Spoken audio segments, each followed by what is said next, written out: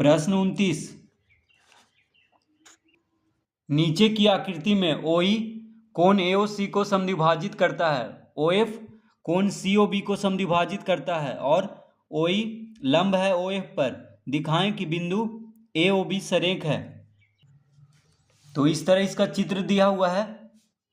कह रहा है नीचे की आकृति में OE देखिए ये है OE कोण AOC का यानी AOC को समद्विभाजित करता है। तो OE क्या कर रहा है, कोण AOC देखिए ये जो है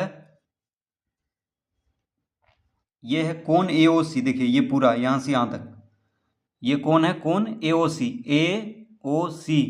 तो OE क्या कर रहा है, कोण AOC को समद्विभाजित कर रहा है, यानी ये कोण और ये कोण क्या है, बराबर है। ठीक है।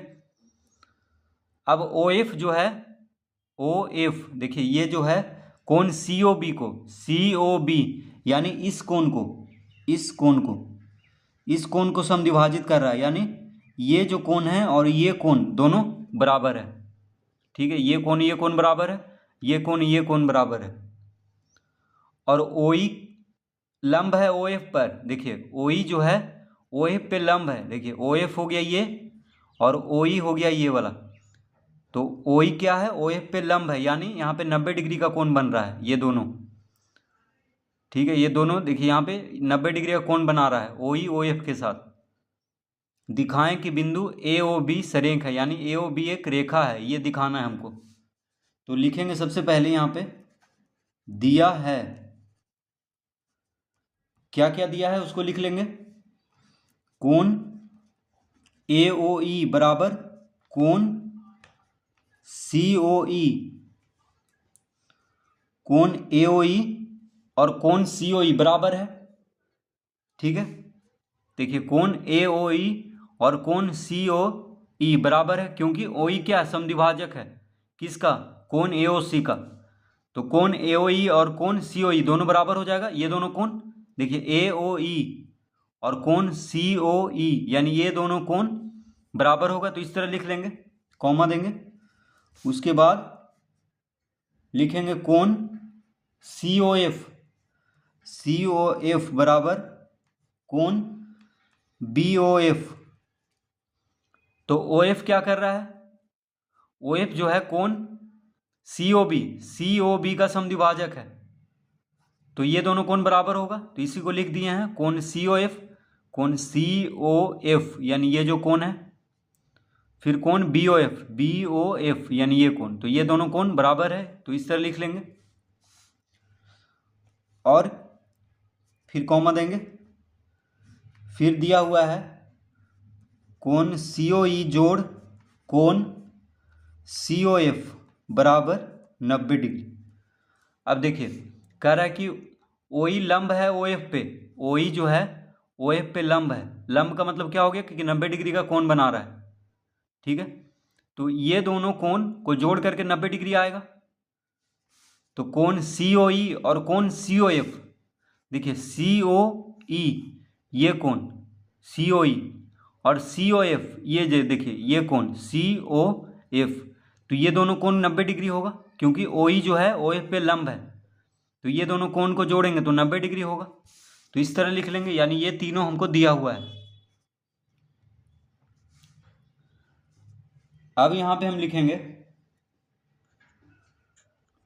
अब यहां लिखेंगे प्रमाण। तो प्रमाण में लिखेंगे चूंकि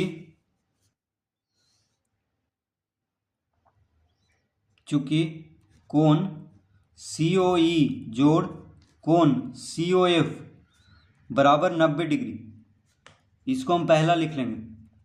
ये दिया हुआ है हमको कोण COE जोड़, देखिए कोण COE जोड़ कोण COF बराबर 90 डिग्री। तो कोण COE जोड़ कोण COF बराबर 90 डिग्री दिया हुआ है, इसको हम पहला लिख लेंगे। अतः कोण COE के जगह पे लिख देंगे AOE जोड़ कोण COF के जगह पे लिख देंगे BOF बराबर 90 डिग्री, इसको लिख लेंगे दूसरा। तो कोण COE की जगह पे कोण AOE क्यों लिखेंगे? क्योंकि देखिए कोण AOE और कोण COE बराबर है, ये दिया हुआ है क्योंकि समद्विभाजक है। ठीक है, तो कोण COE की जगह पे कोण AOE लिख सकते हैं क्योंकि दोनों तो बराबर है। उसी तरह कोण COF बराबर कोण BOF, तो कोण COF की जगह पे क्या लिख देंगे? कोण BOF।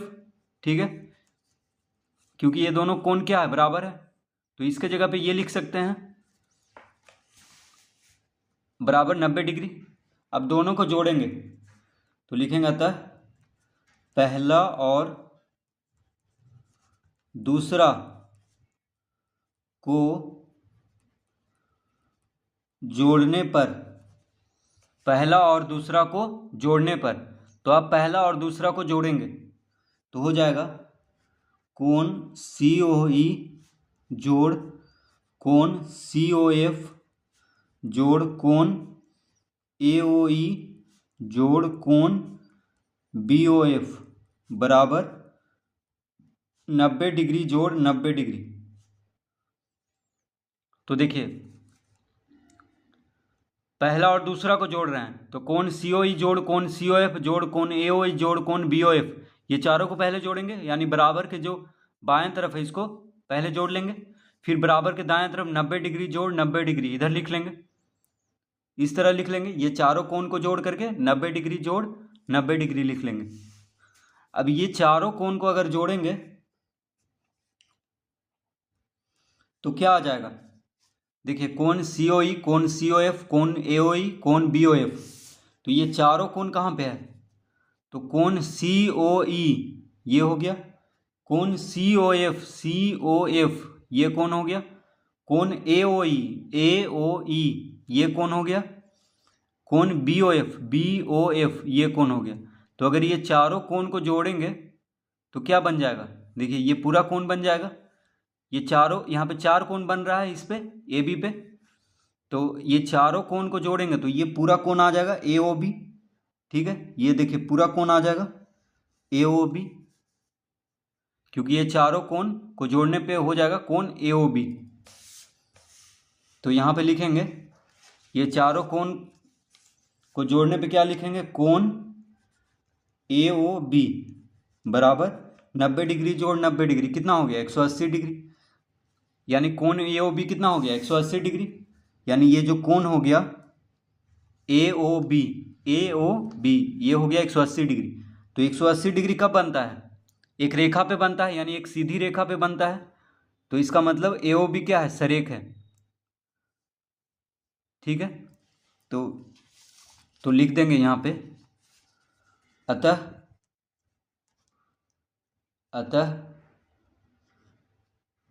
बिंदु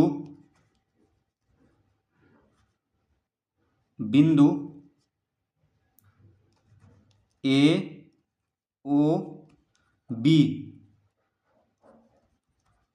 सरेख